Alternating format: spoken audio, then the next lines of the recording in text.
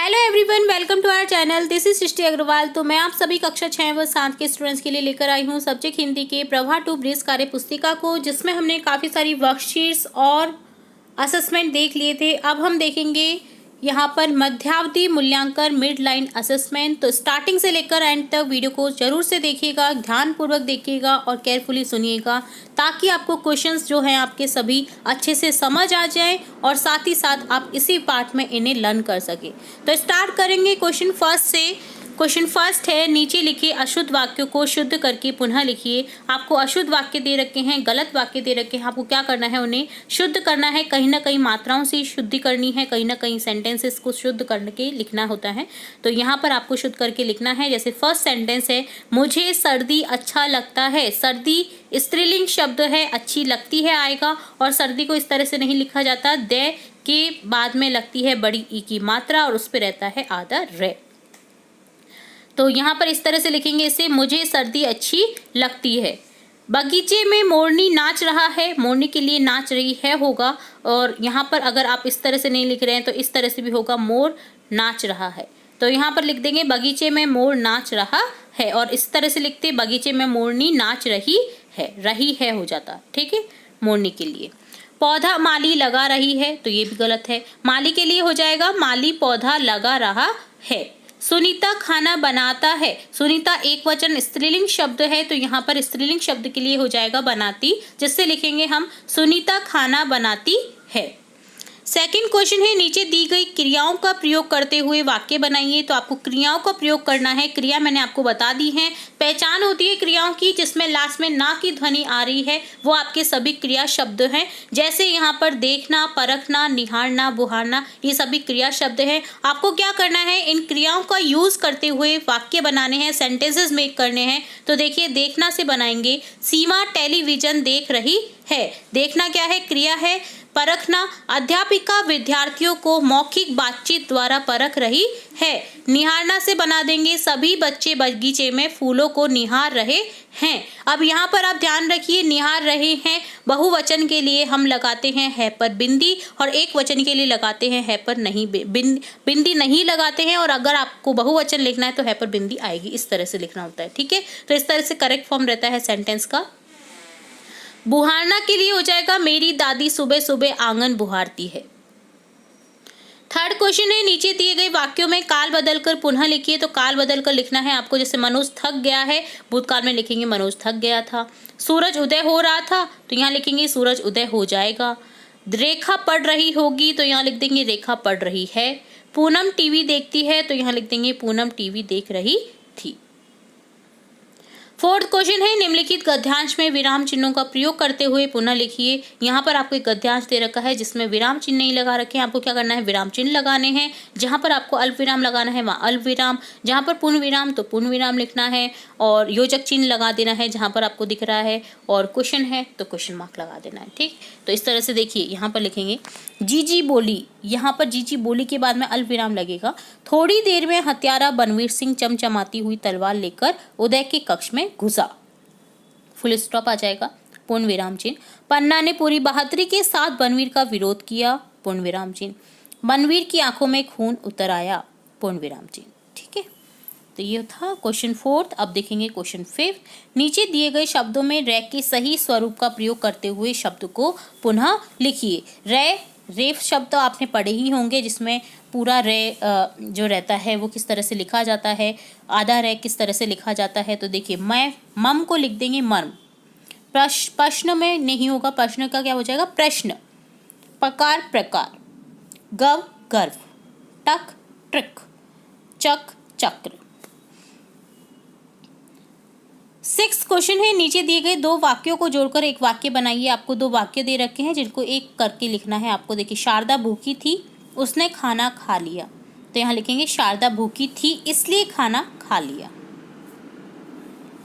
सर्दी की छुट्टियां आई, राधा नानी के घर गई। तो यहाँ लिखेंगे सर्दी की छुट्टियों में राधा नानी के घर गई, इसलिए उसने खाना खा लिया। यहाँ पर उसने भी आ जाएगा। ठीक है, तो यहाँ उसने भी लिख दीजिएगा आप। ठीक है, यहाँ लगाना भूल गई हूँ मैं। सर्दी की छुट्टियाँ आई, तो सर्दी की छुट्टियों में राधा नानी के घर गई। हम जैसलमेर पहुंचे ही थे, सवेरा हो गया। हम जैसलमेर पहुंचे ही थे कि सवेरा हो गया।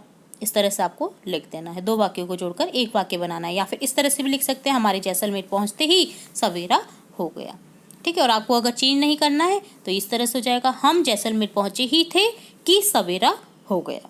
ठीक है, नीचे दिए गए संवाद को आगे बढ़ाइए। आपको संवाद दे रखा है, आपको आगे बढ़ाना है। जैसे चौक मैं सबको पसंद आती हूँ, लिखने के काम जो करती हूँ। डस्टर शाम पट को लिखने जैसा मैं ही तो बनाता हूँ। चौक लेकिन जब तक मुझसे लिखा नहीं जाता तब तक तुम्हारा कोई उपयोग नहीं, लिखने से ही सबका ज्ञान बढ़ता है। डस्टर कहता है ठीक है बहन, हम दोनों की अपनी अपनी जगह अलग अलग चाहत है, हम दोनों ही उपयोगी हैं। ठीक है, तो अगर डस्टर नहीं होगा तो आप मिटा कैसे सकेंगे, और अगर चौक नहीं होगी तो आप लिख कैसे सकेंगे। तो दोनों ही यूज़ हैं, दोनों के ही अपने अपने यूज़ हैं। तो इस तरह से आपको संवाद को आगे बढ़ाना था। 8th क्वेश्चन है, बताइए इन वाक्यों में कौन सी क्रिया सकर्मक है, कौन सी क्रिया अकर्मक है। सकर्मक क्या, किसने, किसको का आंसर अगर आ रहा है तो वो है सकर्मक क्रिया, और अगर नहीं आ रहा है आंसर तो वो है अकर्मक क्रिया। कुछ अकर्मक क्रिया जैसे आप देख सकते हैं, दौड़ना, भरना, दौड़ना, ठीक है, इस तरह से आना। तो ऐसी जो क्रियाएं हैं, सोना, ठीक है, टहलना, तो ये क्या है, अकर्मक क्रिया है। जैसे गोविंद चित्र बना रहा है, बनाना एक सकर्मक क्रिया है। क्या बना रहा है, चित्र बना रहा है। कौन बना रहा है, गोविंद, दोनों का ही आंसर आ रहा है, तो ये क्या है, सकर्मक, कर्म के साथ। इसके एग्जाम्पल है, जैसे गोविंद चित्र बना रहा है, क्या बना रहा है, चित्र, कौन बना रहा है, गोविंद। कर्म के साथ क्रिया है सकर्मक, और कर्म के बिना अकर्मक। आशा खाती है, अब क्या खाती है, नहीं आ रहा है आंसर। कौन खाती है, आशा खाती है। खाना एक सकर्मक क्रिया है, तो यहाँ पर हो जाएगा आपका क्या खाती है का आंसर नहीं आ रहा है, बट यहाँ पर खाना एक अकर्मक क्रिया है। तो यहाँ पर कौन खाती है, आशा खाती है, तो यहाँ पर हो जाएगा ये सकर्मक। आपको करेक्ट कर देना है ये। ठीक है, भरत पानी भरता है, क्या भरता है, पानी। कौन भरता है, भरत, तो ये हो जाएगा सकर्मक। किरण आती है, क्या आती है, आंसर नहीं आ रहा है। ठीक है, कौन आती है, किरण आती है, बट क्या आती है, क्या आना, आंसर नहीं है, तो यहाँ पर हो जाएगा अकर्मक। ठीक है, तो यहाँ पर आशा खाती है में भी अकर्मक लिख देंगे, क्योंकि यहाँ पर आपको आंसर नहीं मिल रहा है कि क्या खाती है। ठीक है, तो इस तरह से ये हो जाएगा, दोनों ही अकर्मक। यहाँ पर मैंने अगर आपको करेक्ट करवाया तो आप ये ही करेक्ट कर लीजिएगा। ठीक है, चलिए नेक्स्ट 9th क्वेश्चन है, नीचे दिए गए वाक्यों को सही क्रम में लगाकर दोबारा से लिखिए। बहादुरी से नाना साहब आ गए, दोनों थे कि बाहर, तो यहाँ लिख देंगे नाना साहब की बहादुरी से दोनों बाहर आ गए थे। मेले हैं, दृश्य चित्र का लगाना, तो यहाँ लिख देंगे मेले का दृश्य चित्र लगाना है। चाहिए भरा व्यक्ति को रहना आशा से, तो यहाँ लिख देंगे व्यक्ति को आशा से भरा रहना चाहिए। 10 क्वेश्चन है, निम्नलिखित गद्यांश को पढ़कर दिए गए प्रश्नों के उत्तर दीजिए। आपको गद्यांश दे रखा है जिससे रिलेटेड क्वेश्चन पूछे जाएंगे, उनके आंसर करने हैं आपको। तो केयरफुली आपको रीड करना है ये पूरा गद्यांश, क्योंकि गद्यांश में ही उपलब्ध हैं आपके सभी क्वेश्चन के आंसर। मैं आपको आंसर बता रही हूँ। क्वेश्चन फर्स्ट है, उपयुक्त गद्यांश का उचित शीर्षक क्या है, तो यहाँ बुद्धिमान किसान की बात हुई है, तो यहाँ लिख देंगे बुद्धिमान किसान। किसान ने बेटों को बुलाकर क्या कहा, मैं अब नहीं बचूंगा। खेत को खोद डालने पर भी धन नहीं मिला, ऐसी स्थिति में आप होते तो क्या करते। खेत को खोदने पर भी धन नहीं मिलने पर हम भी समझदार थे कि हमें खेती करनी है और हम मेहनत करने लग जाते। निम्नलिखित मुहावरों के अर्थ लिखिए। आपको अर्थ लिखने हैं मुहावरों के। चल बसना अर्थात मृत्यु हो जाना, खून पसीना एक करना अर्थात बहुत अधिक मेहनत करना, कुछ हाथ न लगना अर्थात कुछ नहीं मिलना। 11 क्वेश्चन है, कविता को ध्यान से पढ़कर पूछे गए प्रश्नों के उत्तर दीजिए। आपको कविता दे रखी है, आपको केयरफुली रीड करनी है और आंसर करने हैं क्वेश्चंस के। उपयुक्त पद्यांश को उचित शीर्षक दीजिए। आपको यहाँ पर शीर्षक बताना है, तो यहाँ चींटी की बात हो रही है। देखिए चींटी कैसी होती है, मेहनती, तो यहाँ लिख देंगे मेहनती चींटी इसका शीर्षक। चींटी के मन में साहस कब भर आता है, तो यहाँ लिखेंगे जब चींटी दाना लेकर दीवार पर बार बार चढ़ती है, वह बार बार फिसलती है, तब भी फिर से ऊपर चढ़ने का विश्वास मन में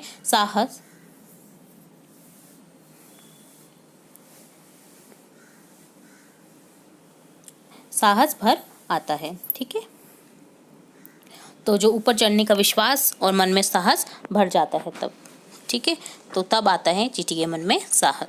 चींटी की मेहनत बेकार कब नहीं होती, जब वह बार बार प्रयास करके अपने कार्य में सफल हो जाती है। तो उसकी मेहनत बेकार नहीं होती है। जब वो सफल हो जाती है तो बेकार नहीं होती है उसकी।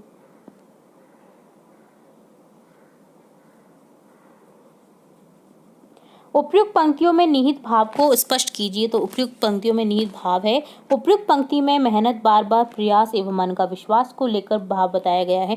यदि कार्य कितना भी बड़ा हो, कार्य करने का कितना ही छोटा हो, यदि वह पूर्ण विश्वास के साथ बार बार प्रयास करे तो सफलता प्राप्त होती है। तो इस तरह से ये था इस क्वेश्चन का आंसर। अब देखेंगे क्वेश्चन 12 जो कि है, आपकी पसंद की कोई एक कहानी लिखिए। आपको कोई भी एक कहानी लिख देनी है।